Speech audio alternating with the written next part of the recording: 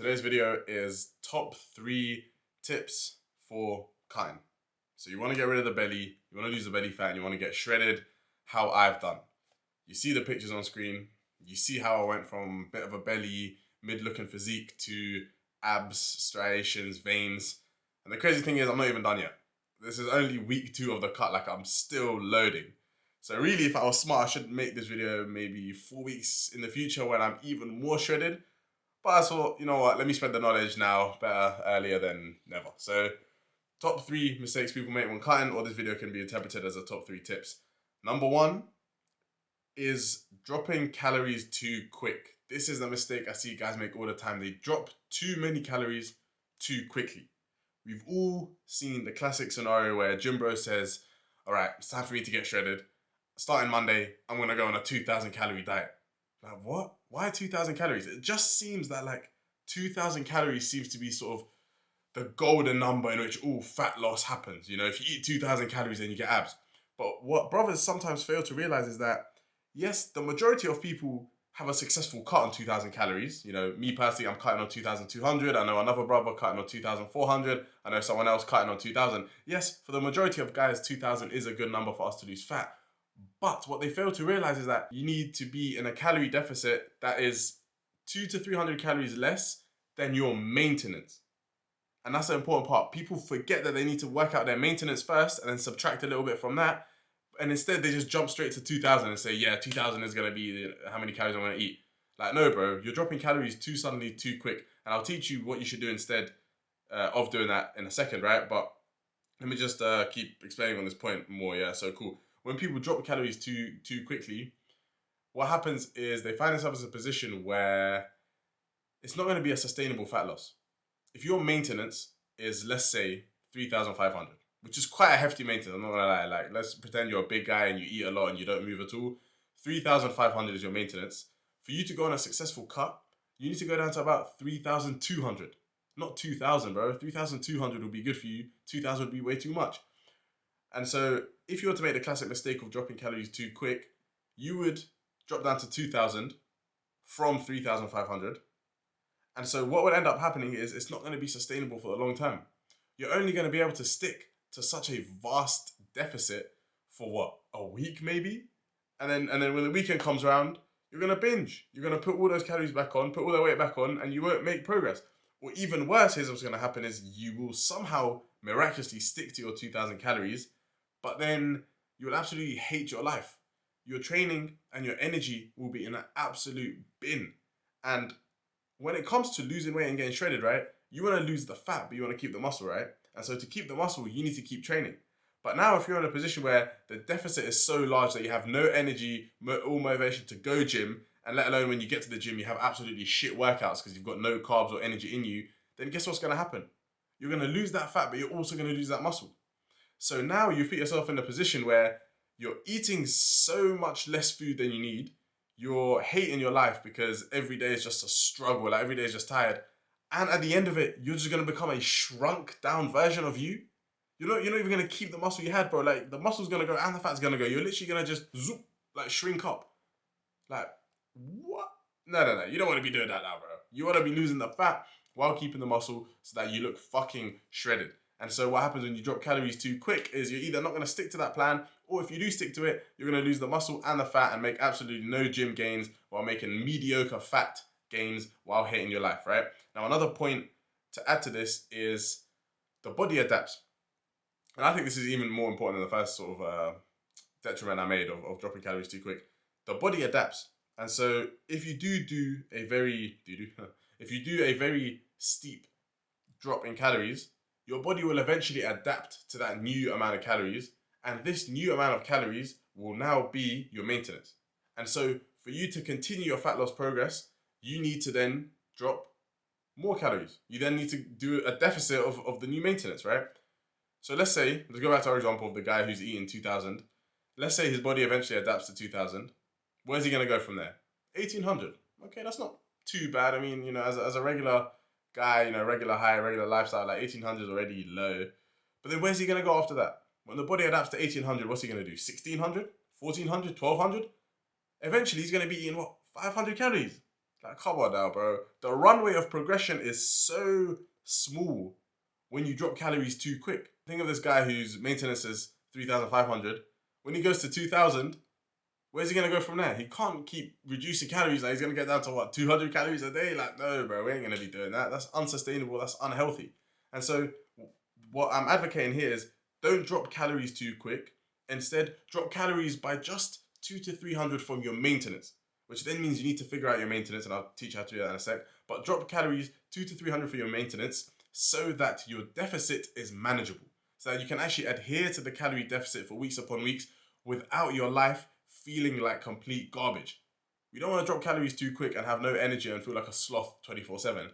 We want to drop calories just a little bit, but not enough to the point where we start fucking malfunctioning. Like, no, bro, a 200 to 300 calorie drop, you're still going to live your life right normal, right? So you want to drop calories just a little bit so you can adhere to it, so that you still have a normal life, and so that when your body eventually adapts to that deficit, there's still more runway to drop more calories. If you're on 3,500 and you drop down to 3,200, eventually after a couple weeks, you can drop down to 3,000. Then after a couple more weeks, then 2,800. Like, there's so many more hundreds of calories to play with to extend that runway of progression to allow you to adhere to the fat loss diet for longer. Now, what I'm saying, this entire point, is especially true if you're fat. If you're fat and you need to go on an extended weight loss for 16 weeks, maybe 20 weeks, then you cannot afford to make the mistake of dropping calories too quick, because you definitely won't stick to it. In a situation like that, in which weight loss needs to be for an extended period of time, then you definitely need to be very diligent with how much calories you drop, and allowing yourself enough runway for progression. When you go more on a steep cut, like let's say it's like a quick 4-week mini cut or like an aggressive cut, then you can drop calories a bit more. But I'm kind of looking at this, I'm making this video from the perspective of a slow and steady cut, a slow and steady weight loss to reveal abs, not an aggressive weight loss to sort out appetite problems or anything like that. No, I'm talking about like a slow and steady one. And appetite is another thing I want to touch upon real quick, right? So I know I'm kind of stretching out this point. Oh, shit. And I still got to teach you guys how to find your maintenance. So bear with me, okay? I'll teach you how to find your maintenance. It's just one more second. Let me mention one last thing about appetite that happens when you drop calories too quick. If you drop calories too quick and too suddenly, what ends up happening is you drop the calories, and so your food intake is low, but your appetite is still high. Your appetite and your brain and your mind is still in your 3,500 calorie mode. And so you're still going to be hungry and you're still going to want food. But now you're in a position where you're hungry and you want food, but you're supplying your body with very little of it. You're supplying your body with like, well, I'm too bright, with like 2,000 calories at a time. And your appetite versus your food intake will be completely skewed. Like, the ratio will be fucked, bro. The best fat loss and the best bulk is when the appetite matches the calories. Meaning, when calories are low, your appetite is low. You don't really want to eat that much. And on the other side of that, when you're trying to bulk, when food is high, your appetite is high, meaning you do want to eat that much and you're hungry. And so by dropping calories too quick, you skew that ratio of calories in to appetite, and you get in this fucked scenario where your appetite is high and you really want to eat, but your calories tell you have to stick to 2,000 to lose weight, which is probably fucking wrong anyway. And you're just going to hate life, bro, and it'll be an unsuccessful weight loss. So cool. Last point on point number 1 here. When it comes to finding your maintenance calories, all you want to do is just a regular BMI calculator online. I know you've probably heard this a million times, and unless you're new to the gym world, like, this isn't anything new to you. Just go online, type it in, and that will give you a rough maintenance. Yeah? Then what you do, step 2 to this, is track your food for a week. I know, bro, you probably don't want to track, but I'll be so real. Like, I'll actually keep it real. I won't even sugarcoat anything. If you want to see good gym results, you got to track. And that goes for both when you're cutting or when you're bulking. You got to track food. You got to get friendly and cozy with MyFitnessPal. You got to get to know MyFitnessPal, bro. Don't neglect MyFitnessPal. Don't leave her on the curb like a hooker. Like, let her into the home. Let her into your life. Look after her. Yeah, look after MyFitnessPal. You're gonna need to start tracking your food. So use that calculator to figure out a rough BMI. A rough maintenance calories. Then track every single meal for a week, while of course stepping on the scale every single day. Let's not forget that.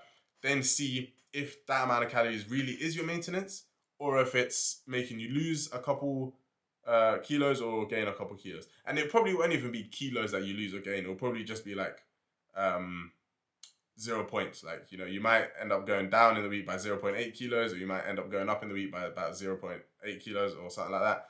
that's totally fine. Just keep an eye on it, see the trend, and then make changes accordingly. So if you're gaining weight, reduce that number back down to maintenance, then trial for another week and see if that's maintenance. If you're gaining weight, if you're losing weight, then up the food a little bit, then try it out another week and then see if that's maintenance. That's exactly how we go about the first point. So to summarize point number 1, don't drop calories too quick because you won't stick to the diet, there'll be no runway for progression, and you'll hate life. And as a result of hating life, you won't train well or maintain any of the muscle mass. And as a result of that, you'll just end up a shrunken down, smaller, deflated version of you that, yes, might have less body fat, but also has less will to live and less muscle. And nobody wants that, motherfucker. So tip number 1, do not cut the calories too fucking soon. Right, the second mistake people make when cutting, and the second tip you should take into account, is intensifiers in your training. Drop them. You don't want to be doing intensifiers. So people have this mindset where they think, all right, I'm on a cut, so I want to preserve as much muscle as possible. And the best way to do that is to get a pump. And so they go to the gym and they do all sorts of intensifiers. They'll do a set to failure, then instantly drop set it, then instantly superset it, then all sorts of myo reps and pushing past failure and getting your body to lift up the weight upwards while you just control the negative. All these intensifier techniques, they're good and they're effective, but not so much in a deficit. In a deficit, their effects get a bit blunted because we are low on food, but more specifically, we are low on carbs and glycogen. A calorie deficit is a state in which we give our body less resources than it needs. And so if you're in a state where your body is getting less resources than it needs, but you're going to the gym and you're demanding your body to do extravagant tasks of muscular failure, then that's not the best way of going about things. And this is actually something I learned from Cuba. And the simple advice is, when you're in a deficit, just stick to straight sets. Just take sets to failure, and once you've done the last rep, then rack the weight. Don't worry about drop sets and intensifiers and pushing past failure. The fatigue those things cause exceed the benefits of them in a diet phase. In a gaining phase, in which you're bulking and you have more calories and carbs and protein coming in than your body needs, then they are perfect. Because in a situation like that, fatigue demands and fatigue detriments of these intensifiers isn't that high because your body's recovery capability can tolerate that. However, in a deficit, your body's recovery capability is a bit blunted and a bit shot down. And so for you to do set intensifiers that require high amounts of recovery, then you're shooting yourself in the foot. So the second mistake people make is all sorts of intensifiers and trying to chase the pump and drop sets and supersets and all this other, I'm not even going to say garbage because it's not garbage. They are useful. But in a deficit, they're garbage. So just stick to straight sets, stick to pushing close to failure with good technique, high effort, and really training shouldn't change. Like the only thing of training that should change is maybe the volume gets stripped back a little bit. So maybe you pull back a set or two on a couple exercises during the week, and intensifiers should go, in my opinion. Everything else about training stays the same. Still use good form, still push hard to failure, still turn up and try beat progressions, which I actually made a whole video on how to progressively overload. I believe if I scoot myself over to this side, the video should be appearing here on the side with a little title underneath the video. Full entire progressive overload guide here. You'd be a fool to not check it out. Now, the last mistake people make and the last tip I have for you is having no patience. This is more of a mindset tip as opposed to something practical that you can deploy in your training. But it's an important one. And guys have no patience. Like guys will see me, for example, like looking jacked in the thumbnail and think, oh yeah, I want to look like that by next week. Like, bro, man's been on the cut, man. I've been on the cut. Well, I've only been on it for 2 weeks, but I've done many cuts before. That's why I've got such good pictures of me. Like, I've been in this game for ages, and anyone that's ever achieved anything impressive in fitness, whether that's getting really lean or getting really big, done it over a long period of time. You gotta have patience, bro. You won't look how you want to look next week or the week after, but if you keep stringing together successful weeks, eventually you will. Eventually you will, bro. I promise you. But if you quit, however, you will never look how you want to look. And the worst mistake people make, which I'm guilty of it as well, and when I say people, I really mean old me, is committing to a cut and then 2 weeks in, not seeing the results as quick as I expected, and then doing a whole 180 and flipping and saying, okay, we're going on a bulk now. Or the other way around, I'll go on a bulk and 2 weeks into the bulk, I'm not fucking jacked, I'm not fucking Superman and not fitting through doors, and I'm thinking, you know what, time to cut. No, bro, no. It's not time to bulk, it's not time to cut. It's time to stick to what you said you're going to do. So if you're going to commit to a cut before summer, which there still is time, you have to see it through. And so I understand that you might struggle with the mental part of things. I understand that you might want to jump ship, but constantly jumping ship gives you very minuscule gains in many different things. Whereas if you just stick to one thing, if you just stick to the cut, you will see massive gains in one thing, in the cut. And massive gains in the cut equals you getting fucking shredded. Now, let me be a cheeky bastard here and plug my coaching.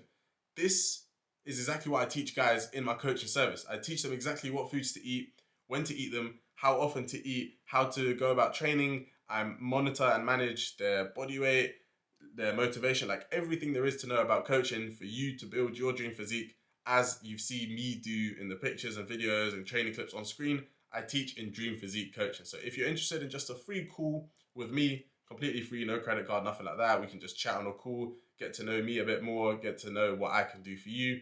Click the link down below in the description. And with that said, I'm going to end the video here. Let me know what you thought of these 3 tips. Hopefully I didn't waffle and ramble on for too long. So yeah, click the link down below. Let's get to chatting together. Let's get to know each other a little bit. And let me help you, of course, for completely free. The call's free. I'm not going to charge for my time just yet. That said, catch you in the next video. Thank you for watching. I love you.